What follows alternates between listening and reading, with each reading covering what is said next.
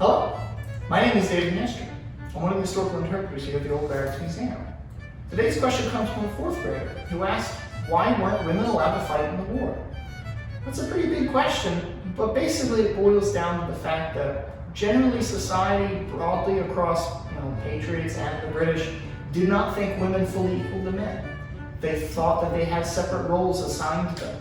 Women were supposed to be domestic, they're supposed to stay in the house, they're supposed to tend to children and to families. And to that end, they were not allowed to live separate lives, pretty much outside of the world of men. They were supposed to be respectful and obedient to their fathers and then later their husbands, and that was that. And for women to have entered into the army would have broken that responsibility and that obligation. It would have broken the rules of the fact that they were supposed to be kept unequal. Now, some women participated in the war as best as they could. Some of them raised funds for the army. Eventually, a group of women in Philadelphia raised up money to buy shirts for their men and had them made themselves.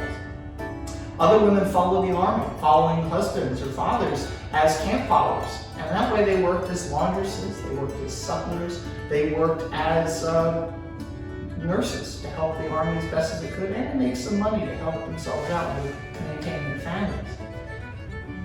Now, some women even entered the army as soldiers, but they had to do it in disguise. Now, very few numbers did this, but one famous example was Deborah Sampson, who entered in the army late in the war and even fought in combat and was wounded.